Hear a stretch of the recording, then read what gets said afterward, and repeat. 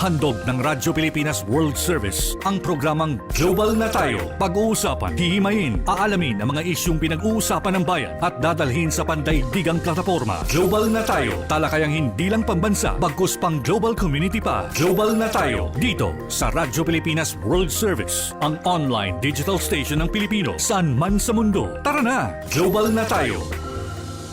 Muli po isang mapagpalang pagbati ngayong araw pong ito ng Huwebes. Tayo po ay nasa ikalawang araw na ng buwan ng Oktubre. Ito po ang programang Global na Tayo.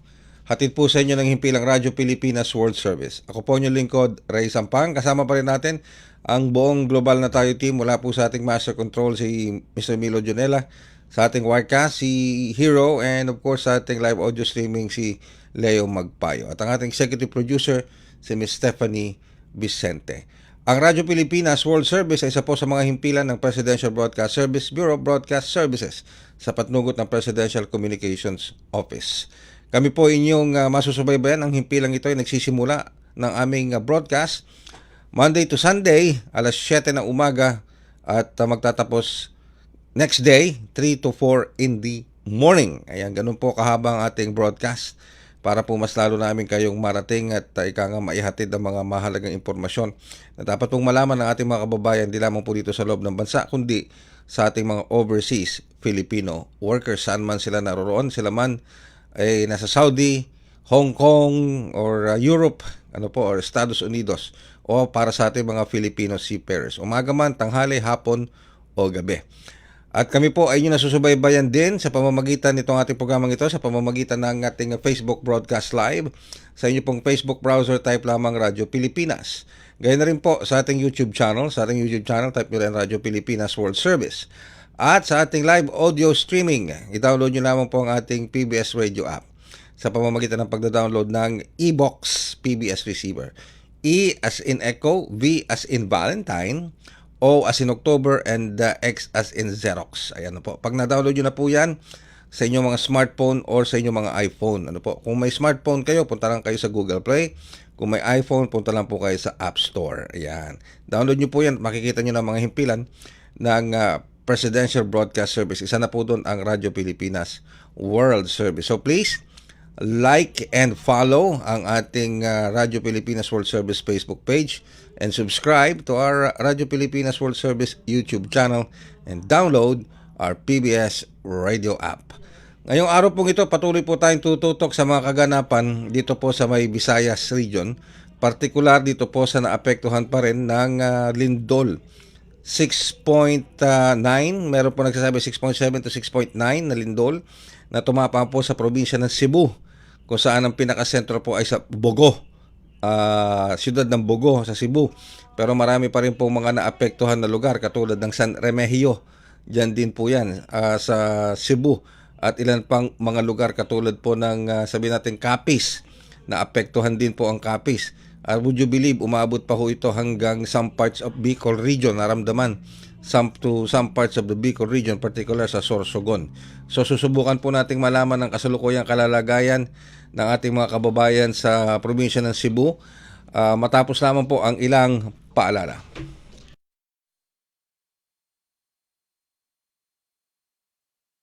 Mas pinadali na ang government transactions sa tulong ng eGov.ph Super App. Pwedeng-pwede mo nang magawa ang lahat ng ito. I-download ang eGov app sa iyong smartphone o tablet mula sa App Store o Google Play Store. Pagkatapos, ilagay ang iyong mobile number at i-authenticate gamit ang one-time PIN o OTP para ma-register. Pinutol yung paalala na yan mula sa ating himpilan sapagkat mahalaga po itong ating magiging panay nga. Kukunin natin yung pagkakataon.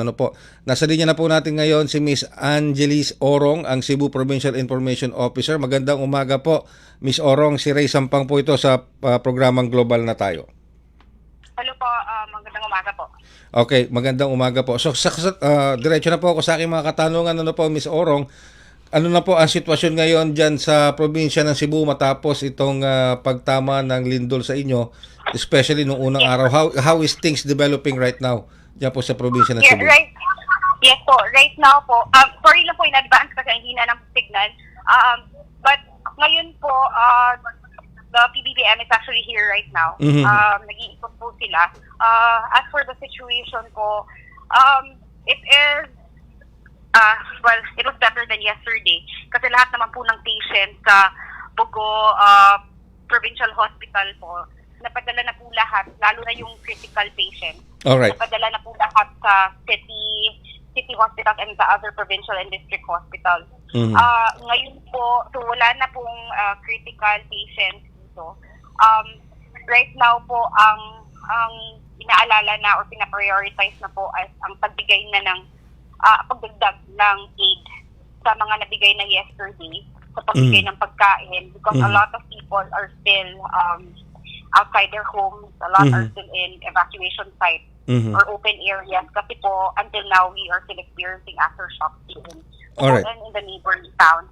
So, yun po, that's the experience ko ngayon. That's the situation ko ngayon. Alright. So, President Ferdinand Marcos Jr.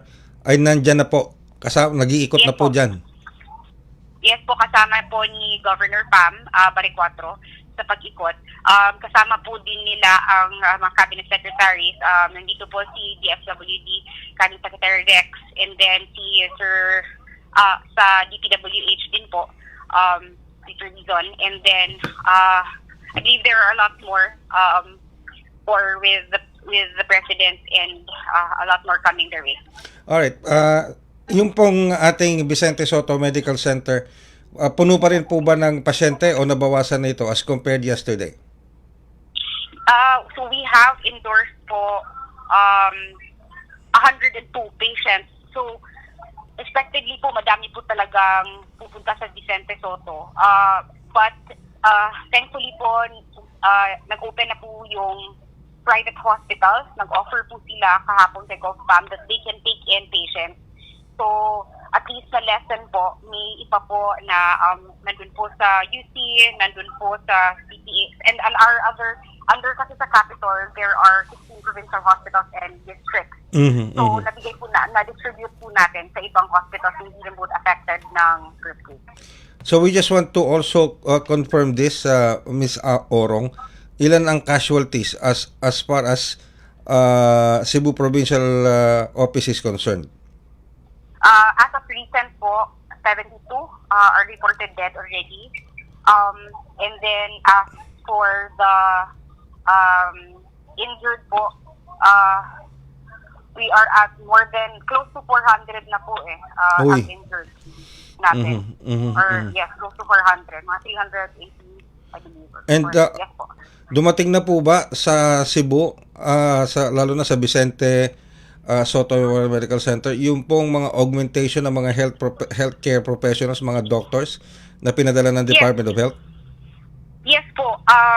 We're very grateful kasi andito na po ang dami pong medical professionals, not just from the Department of Health. Nauna po kahapon, nag-post po kasi si GovPam and si Doc Nikki na kailangan namin ng medical volunteers. So immediately after, there were a lot of medical volunteers po from private hospitals, dito sa Cebu, not just Cebu, from neighboring provinces as well. Nagpadala si Bohol.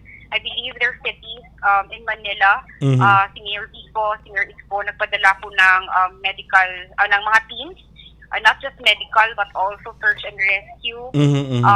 And then from Baguio and even from Mindanao, from South Cotabato. So madami po talagang dumating. Alright.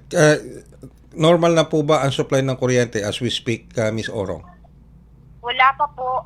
There are some areas in the north na paunti-unti pong pabalik. Pero yan po yung goal.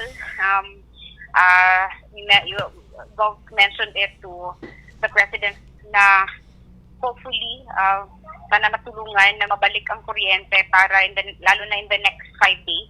Alright. Which is the critical days after disaster like this. Alright. Hindi ko na kayo masyadong aabalahin, Ms. Orong, because the President is already there. Nag-iikot na, nag-inspection na, and hopefully, together with the other government agencies, agad kayong makabangon dyan po sa lindol na inabot ng Cebu at matulungan yung ating mga kababayan. Maraming salamat po, Ms. Orong. Thank you very much po. Alright, si Ms. Angelis Orong, ang ating Cebu Provincial Information Officer Nandoon po kasi sa mga oras na ito ngayon ang Pangulong Ferdinand R. Marcos Jr. sa Cebu upang tignan, i-assess ang pinsalang nadulot ng lindol nito pong Martes. Ano po? Tama ba? Martes nga ba? Martes, no? Martes ng yung lindol na tumama sa Cebu, 6.7, yung iba nagsasabi 6.9. Pero ika nga napakalaki po ng epekto ng lindol na ito sa probinsya ng Cebu, okay? Including Cebu City, tulad ng epicenter nga po, tinuturo sa Bogo City, ano po. Naapektuhan din yung iba pang mga bayan tulad ng San Remigio, meron din naapektuhan sa Capiz. Naapektuhan din po yung iba pa, yung tulad ng Iloilo. May mga reports din tayo na apektado ang Iloilo. Malawak din po ang epekto niyan dahil sabi nga po ng PBOX, ano kasi siya, tectonic in origin, tapos mababaw, no? Hindi siya kalaliman.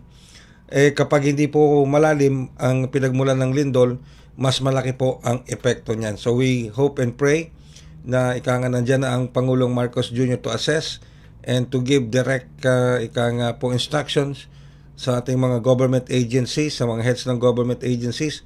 Pero ano pa ho kahapon pa nakatutok na ang Pangulo, ang Pangulong Marcos Jr. sa kaganapan dyan sa Cebu at sa sinapit ng ating mga kababayan dyan. And he was already giving instructions sa iba't ibang mga ahensya ng gobyerno to assist and provide every possible assistance para sa ating mga kababayan. Sobra dobleng dagok nga lamang po sapagkat katatapos lamang dumaan itong bagyong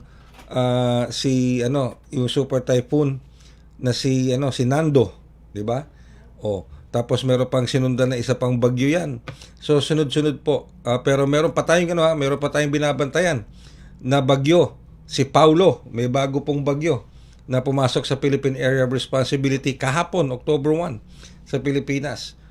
So pagkatapos ng lindol, meron na naman tayong hinaharap na isang bagyo dito sa Pilipinas. Ang pangalan ng bagyo is Paulo.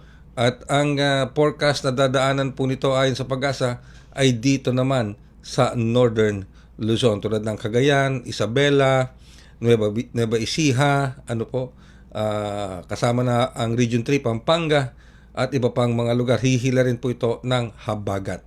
So marami pong binabantayan ngayon nakaganapan dito, bukod sa politika, bukod sa flood control projects, itong mga epekto ng mga natural calamities dito sa ating mahal na inang bayan. Pero kaya po ng Pilipino yan.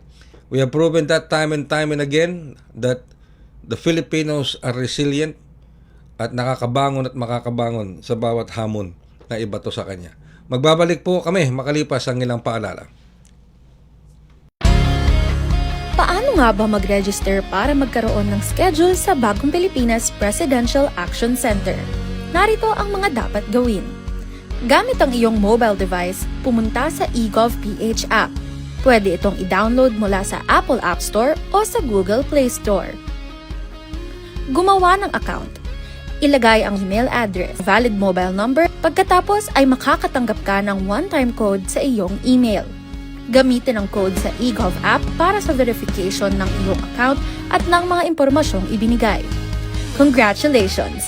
Meron ka ng eGovPH app account. Pwede mo na ma-access ang iba't ibang serbisyo ng gobyerno kabilang ang mga serbisyo sa Bagong Pilipinas Presidential Action Center. Itinuloy na po natin ang zero balance billing. Libre po. Ibig sabihin, ang serbisyo sa basic accommodation sa ating mga DOH na ospital, wala nang babayaran ang pasyente. Ang dami pong challenge, hindi po namin alam kung saan namin kukunin, ganon, nag-iisip kung paano namin mababayaran. Siyempre po, masayang-masaya, super saya po dahil na zero billing po kami. Opo, malaking malaking tulong po. Mabilis lang din po. Bayad na ang bill ninyo.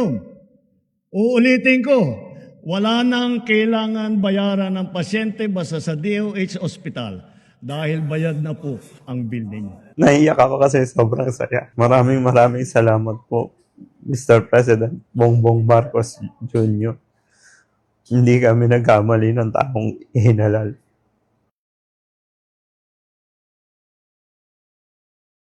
Patuloy na sumusubaybay sa ating programang Global na tayo. Dito pa rin sa Himpilang Radyo Pilipinas World Service. Ako pa rin po ang inyong lingkod, Ray Sampang. Kanina po kakatalakay lang natin ang sitwasyon sa probinsya ng Cebu. Kasama po natin si Cebu Provincial Information Officer Miss Angelis Orong. At ulitin ko po, ang Pangulong Marcos Jr. po ay nasa Cebu, province ng Cebu, ngayong umagang ito. Ano po? So, nag-iikot siya, sina-assess niya ang naging epekto, pinsala ng ikang lindol na tumama po sa probinsya ng Cebu. Pero sabi ko nga po kanina, bukod po kasi, malaki po kasi, ang naging sentro ng epekto ng lindol ay dito sa Bogo, sa siyudad ng Bogo, sa Cebu.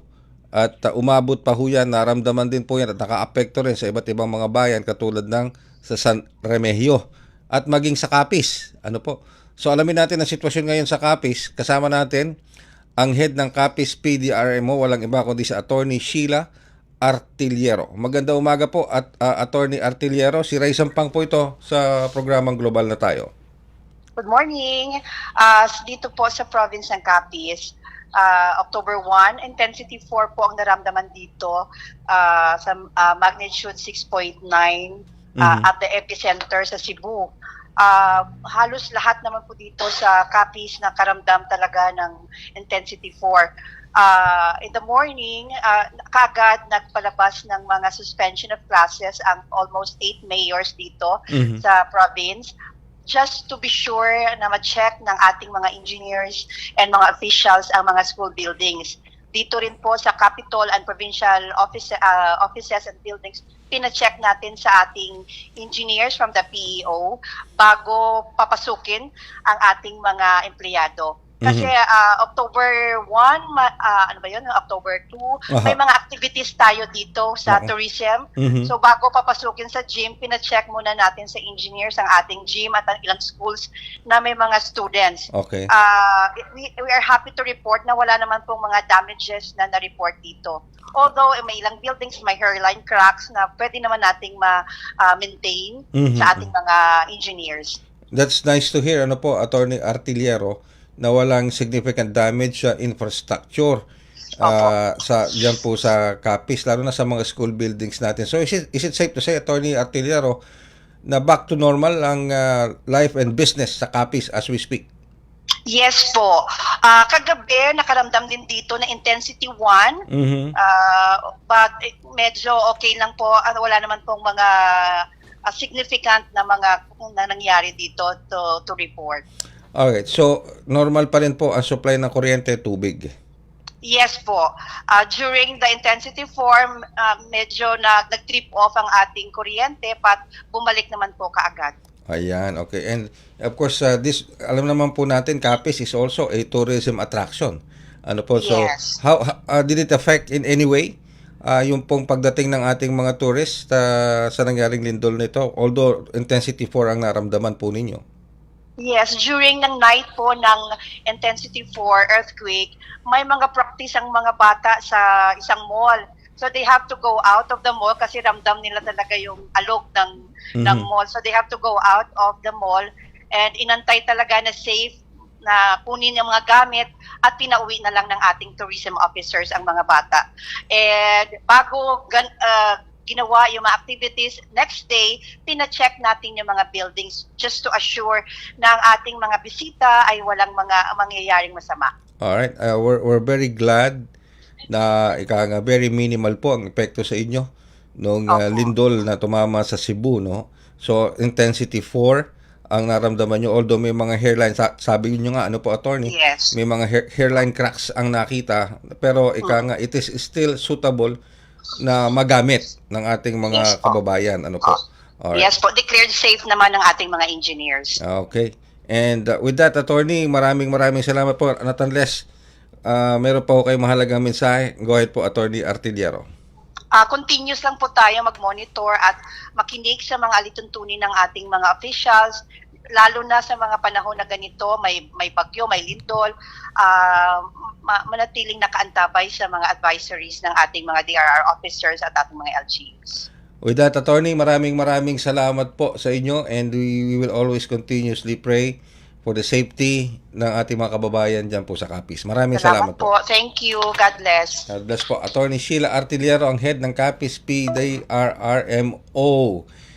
Yan, nakakatuwa naman at it's a relief to know na very minimal ang epekto nitong bagyong tumama sa probinsya ng Cebu.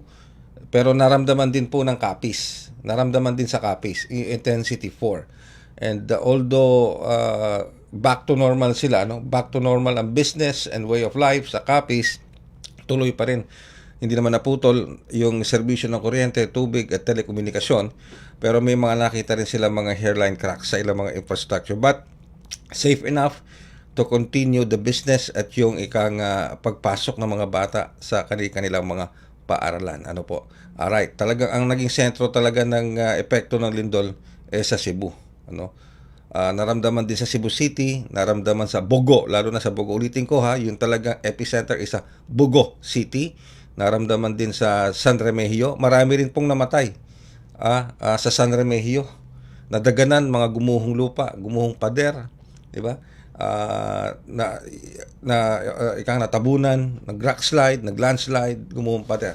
Marami ring injured. Sabi nga ulitin ko lang yung sinabi ni Miss Angelis Orong ng Cebu Provincial Information Officer. Tama ba yung narinig ko, Steph?